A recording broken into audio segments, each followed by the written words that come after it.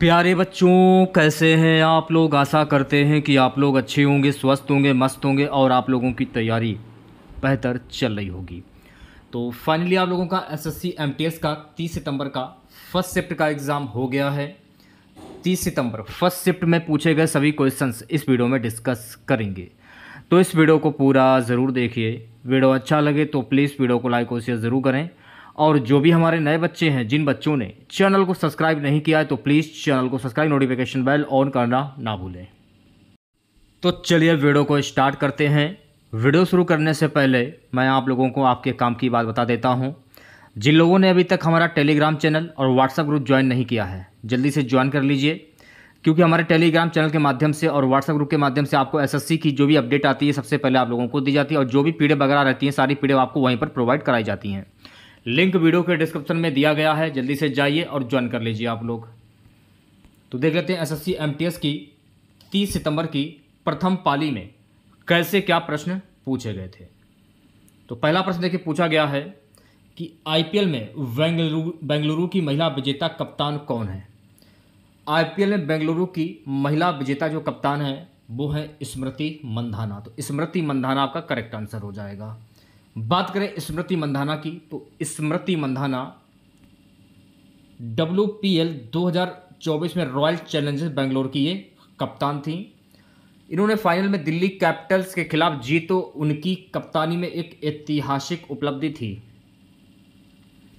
अगर हम महिला की बात करें, जो उद्घाटन मैच हुआ था महिला इंडियन प्रीमियर लीग का, तो इसमें मुंबई इंडियंस ने 2023 में क्रिकेट की उद्घाटन महिला प्रीमियर लीग जीती थी। तो यहाँ से भी एक क्वेश्चन बन रहा है कि महिला इंडियन प्रीमियर लीग का जो उद्घाटन मैच हुआ था उसमें कौन सी टीम ने जीत जो है वो दर्ज की थी। 2023 की मैं बात कर रहा हूँ, तो ये आपको ध्यान रखना है, ठीक है। अगला प्रश्न देखिए, पूछा गया था मेरे प्यारे साथियों, दादा भाई नौरोजी ने कौन सी पुस्तक लिखी थी। दादा भाई नौरोजी के द्वारा पुस्तक लिखी गई property and un British rule in India, ठीक है। और इनकी एक और पुस्तक है, इस पुस्तक का नाम है ड्रेन ऑफ वेल्थ। अच्छा, अगर आपसे ये पूछ लिया जाए कि दादा भाई नौरोजी ये कौन थे, तो भाई मेरे प्यारे साथियों दादा भाई नौरोजी एक व्यवसायी थे, ये आपको ध्यान रखना है। दादा भाई नौरोजी भारतीय राष्ट्रीय कांग्रेस, इंडियन नेशनल कांग्रेस के कितनी बार अध्यक्ष बने हैं। तो मेरे प्यारे साथियों दादा भाई नौरोजी 3 बार इंडियन नेशनल कांग्रेस के अध्यक्ष बने हैं, ये भी फैक्ट आपको ध्यान में रखना है। और 1866 में लंदन में दादा भाई नौरोजी ने द ईस्ट इंडिया एसोसिएशन संगठन की स्थापना की थी। अगर आपसे ये पूछ लिया जाए कि द ईस्ट इंडिया एसोसिएशन संगठन की स्थापना किसके द्वारा की गई थी, दादा भाई नौरोजी के द्वारा की गई थी। कब की गई थी? 1866 में लंदन में की गई थी। तो ये सारे फैक्ट आपको ध्यान में रखने हैं। अगला प्रश्न मेरे प्यारे साथियों पूछा गया था कि मौलिक कर्तव्य कौन से भाग में आते हैं।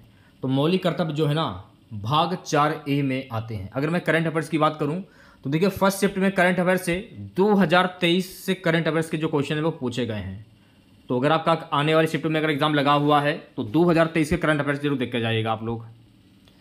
मौलिक कर्तव्य के संविधान के किस अनुच्छेद में निहित है, अगर आपसे ये पूछ लिया जाए, तो मौलिक कर्तव्य भारत के संविधान के अनुच्छेद 51A में निहित है। किसमें निहित है? 51A में। इसमें तो ये पूछा गया था कि कौन से भाग में आते हैं, तो ये भाग 4A में आते हैं। अगर आपसे ये पूछा जाए कि संविधान के कौन से अनुच्छेद में आते हैं, तो 51A में आते हैं। भारतीय संविधान के भाग 4A द्वारा कुल कितने मौलिक कर्तव्य प्रदान किए जाते हैं। तो मेरे प्यारे साथियों कुल 11 मौलिक कर्तव्य प्रदान किए जाते हैं। मौलिक कर्तव्यों को किस देश के संविधान से लिया गया, तो मौलिक कर्तव्यों को USSR के संविधान से लिया गया है। तो ये सारे फैक्ट आपको ध्यान रखना है, ठीक है। एक क्वेश्चन था कि द ग्लोरी ऑफ पाटन पुस्तक किस भाषा में लिखा गया। तो मेरे प्यारे साथियों ये गुजराती भाषा में लिखा गया है। अगला प्रश्न देखिए, पूछा गया था पंजाब विधान परिषद को कब भंग किया गया था। जिन लोगों ने अभी तक इस सेशन को लाइक नहीं किया है, सेशन को लाइक कर दीजिए। पंजाब विधान परिषद को कब भंग किया गया था? वर्ष 1970 में। जिन लोगों ने चैनल को सब्सक्राइब नहीं किया है तो तुरंत चैनल को सब्सक्राइब करें, क्योंकि यहाँ इस चैनल के माध्यम से आपको एसएससी एमटीएस के जो भी पेपर की एनालिसिस होगी सारी एनालिसिस आपको दी जाएगी तीनों शिफ्टों की। तो तुरंत चैनल को सब्सक्राइब करें। पंजाब विधान परिषद को 1970 में भंग किया गया था। पंजाब की विधान परिषद 1 जनवरी 1970 को भंग कर दी गई थी। इसके परिणाम स्वरूप पंजाब का विधानमंडल एकात्मक विधायिका में परिवर्तित हो गया। एक नाम है कनक रिले। इससे क्वेश्चन पूछा गया था कि कनक रिले जो है ये किस नृत्य से संबंधित है। तो कनक रिले जो है ना ये मोहिनी अष्टम से संबंधित है।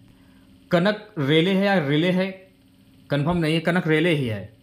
कनक रेले नाम सही कर लीजिएगा आप लोग। कनक रेले एक भारतीय नर्तकी, कोरियोग्राफर और अकादमिक हैं जिन्हें मोहिनी अष्टम के प्रतिपादक के रूप में जाना जाता है। वह नालंदा नृत्य अनुसंधान केंद्र की संस्थापक, निर्देशक और मुंबई में नालंदा नृत्य कला महाविद्यालय की संस्थापक और प्रिंसिपल भी हैं। तो ये सारे फैक्ट आपको ध्यान में रखने हैं। एक क्वेश्चन पूछा गया था केलूचरण महापात्र किस नृत्य से संबंधित है। केलूचरण महापात्र जो है ना ये ओडिसी नृत्य से संबंधित है।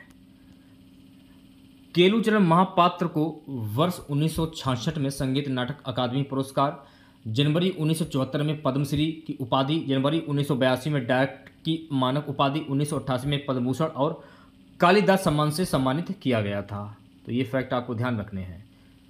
एक प्रश्न पूछा गया था मेरे प्यारे साथियों कि बिरजू महाराज का संबंध निम्न में से किससे है। तो बिरजू महाराज का संबंध कथक से होगा। अच्छा, अगर आपसे ये पूछ लिया जाए कि बिरजू महाराज का पूरा नाम क्या है, तो बिरजू महाराज का पूरा नाम है पंडित ब्रजमोहन नाथ मिश्र महाराज या बिरजू महाराज। कथक नृत्य के स्वामी हैं, ये तो मैंने आपको बता दिया है। अगर आपसे ये पूछ लिया जाए कि पंडित बिरजू महाराज ये किस घराने से संबंधित है, तो मेरे प्यारे साथियों पंडित बिरजू महाराज लखनऊ के कालका बिंदादीन घराना संगीतकारों के एक विशिष्ट संगीत शैली को साझा करने वाले समुदाय के एक प्रमुख प्रतिपादक हैं। ये भी आपको ध्यान रखना है। अगला प्रश्न मेरे प्यारे साथियों पूछा गया था कि ताजमहल का वास्तुकार कौन था। तो ताजमहल का वास्तुकार था उस्ताद अहमद लाहौरी। आगरा में ताजमहल का निर्माण बनकर कब पूर्ण हुआ था, अगर आपसे ये पूछ लिया जाए तो आगरा में ताजमहल का निर्माण वर्ष 1653 में बनकर पूर्ण रूप से तैयार हो गया था। ठीक है, ताजमहल का निर्माण मुगल सम्राट शाहजहां ने करवाया था। किसने करवाया था? मुगल सम्राट शाहजहां के द्वारा करवाया गया था। ताजमहल परिसर का निर्माण वर्ष 1632 ईस्वी के आसपास शुरू हुआ। कब शुरू हुआ था? 1632 ईस्वी के आसपास में शुरू हुआ था।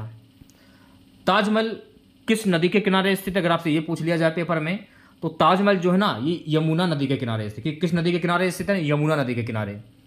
ताजमहल को पीला करने के लिए कौन जिम्मेदार है? तो ताजमहल को पीला करने के लिए सल्फर डाइऑक्साइड जिम्मेदार है। ठीक है, तो ये सारे फैक्ट आपको ध्यान में रखने हैं। अगला प्रश्न पूछा गया गांधी जी का जन्म कब हुआ था। तो गांधी जी का जन्म 1869 में हुआ था। जिन लोगों ने तो वीडियो को लाइक नहीं किया तो प्लीज़ वीडियो को लाइक कर दीजिए यार, आप क्या कर रहे हो आप लोग। हिंद स्वराज पुस्तक किसके द्वारा लिखी गई थी, अगर आपसे ये प्रश्न पूछ लिया जाए कि हिंद स्वराज पुस्तक किसके द्वारा लिखी गई, तो महात्मा गांधी के द्वारा लिखी गई थी। एम के गांधी को महात्मा की उपाधि किसके द्वारा दी गई? तो एम के गांधी को महात्मा की उपाधि रविंद्रनाथ टैगोर के द्वारा दी गई थी। तो ये भी फैक्ट आपको ध्यान में रखना है। जो भी मैं आपको फैक्ट बता रहा हूँ सारे के सारे ट्रेंडिंग में चल रहे हैं इसमें। महात्मा गांधी दक्षिण अफ्रीका से भारत कब लौटे थे, अगर आपसे ये पूछ लिया जाए तो महात्मा गांधी दक्षिण अफ्रीका से वर्ष 1915 में भारत लौटे थे। और चौरी चौरा घटना कब हुई थी, अगर आपसे ये पूछ लिया जाए तो चौरी चौरा जो घटना है 4 फरवरी 1922 को हुई थी। घटना असहयोग आंदोलन को इसमें वापस लेने का मुख्य कारण था।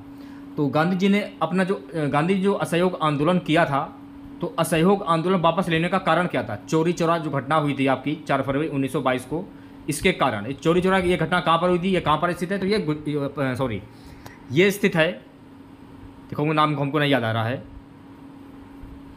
माननीय योगी आदित्यनाथ कहाँ के हैं, कौन से राज्य से हैं? ये घटना वहाँ पर हुई थी। ठीक है, तो माननीय योगी आदित्यनाथ जो है ना गोरखपुर के रहने वाले हैं। ठीक है, गोरखपुर राज्य से हैं, गोरखपुर। तो ये चौरी चौरा जो घटना हुई थी ये गोरखपुर में हुई थी। सांची का स्तूप ये कहाँ पर स्थित है? तो मेरे प्यारे साथियों सांची का स्तूप जो है ना ये मध्य प्रदेश में स्थित है। अगर आपको इसकी PDF चाहिए तो आप हमारा टेलीग्राम चैनल, व्हाट्सअप चैनल दोनों को ज्वाइन कर लीजिए। लिंक आपको वीडियो के डिस्क्रिप्शन में मिल जाएगा, क्योंकि आने वाले दिनों में प्ले स्टोर से टेलीग्राम को हटा दिया जाएगा। अब ऑप्शन में एक ही बचता है व्हाट्सअप, तो व्हाट्सअप ग्रुप ज्वाइन कर लीजिए आप लोग। ठीक है, सांची का स्तूप कहाँ पर स्थित है? मध्य प्रदेश में स्थित है। सांची मध्य प्रदेश की राजधानी भोपाल से करीब 50 किलोमीटर दूरी पर है। सांची का स्तूप विश्व धरोहर स्थल है, यह भी आपको ध्यान रखना है। इसे किसके द्वारा बनवाया गया था? तो इसे अशोक ने 3री शताब्दी ईसा पूर्व में बनवाया था। सांची स्तूप भोपाल शहर के निकट स्थित है। तो ये सारे फैक्ट आपको ध्यान में रखने हैं। सुबह नेक्स्ट क्वेश्चन पूछा गया था, मौर्य साम्राज्य की स्थापना किसने की थी? तो मौर्य साम्राज्य की स्थापना चंद्रगुप्त मौर्य के द्वारा की गई थी। चंद्रगुप्त मौर्य ने मौर्य साम्राज्य की स्थापना कब की थी? यह भी प्रश्न पेपर में पूछा जा सकता है। तो 322 ईसा पूर्व में की थी। चंद्रगुप्त मौर्य ने किसको पराजित करके मौर्य साम्राज्य की स्थापना की थी? नंद को पराजित करके मौर्य साम्राज्य की स्थापना की थी। अच्छा, मौर्य वंश का अंतिम शासक कौन था? यह भी प्रश्न पेपर में आ सकता है। तो मौर्य वंश का अंतिम शासक था बृहद्रथ। कौन था? बृहद्रथ। यह भी आपको ध्यान में रखना है। एक प्रश्न पूछा गया था कि द्वैध शासन प्रणाली कौन लाया था? तो मेरे प्यारे साथियों, द्वैध शासन प्रणाली रॉबर्ट क्लाइव लाया था। भारत में द्वैध शासन प्रणाली की शुरुआत रॉबर्ट क्लाइव ने की थी। उसने 1765 में बंगाल में द्वैध शासन प्रणाली की शुरुआत की थी। द्वैध शासन की शुरुआत भारत में सबसे पहले मोंटफोर्ड सुधार के तहत की गई थी। तो ये सारे फैक्ट आपको ध्यान में रखने हैं। सुबह नेक्स्ट क्वेश्चन पूछा गया था, विजयनगर साम्राज्य की स्थापना किसने की थी? तो विजयनगर साम्राज्य की स्थापना हरिहर बुक्का के द्वारा की गई थी। विजयनगर साम्राज्य की स्थापना 1336 ईस्वी में हरिहर और बुक्का ने की थी। संगम वंश ने विजयनगर राज्य की स्थापना की थी। अगर आपसे ये पूछ लिया जाए कि विजयनगर राज्य की स्थापना किस वंश के द्वारा की गई थी, तो संगम वंश के द्वारा की गई थी। अच्छा, विजयनगर साम्राज्य का अंतिम शासक कौन था? अगर आपसे ये पूछ लिया जाए पेपर में, तो विजयनगर साम्राज्य का अंतिम शासक था श्रीरंग तृतीय। ये भी आपको ध्यान में रखना है। अगला प्रश्न पूछा गया था कि हल्दी और टमाटर का रंग किसके कारण होता है? तो हल्दी और टमाटर का जो रंग है ये करक्यूमिन के कारण होता है। और टमाटर में लाल रंग किसके कारण होता है? ये भी प्रश्न आ सकता है पेपर में, लाइकोपिन के कारण होता है। ठीक है।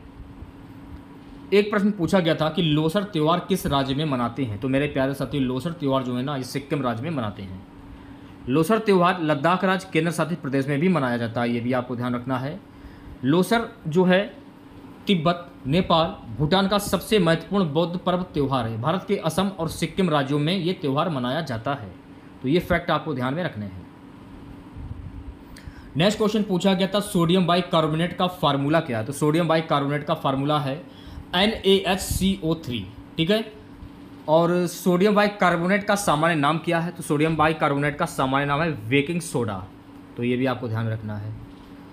एक क्वेश्चन पूछा गया, पूंजीगत वस्तु के उदाहरण कौन कौन से हैं? वाहन, मशीनरी। ऑप्शन में क्या था ये आपको कमेंट बॉक्स में बताना है। पूंजीगत वस्तुओं के उदाहरणों में निर्माण में उपकरण, मशीनरी, भवन, सुविधाएं और वाहन शामिल हैं।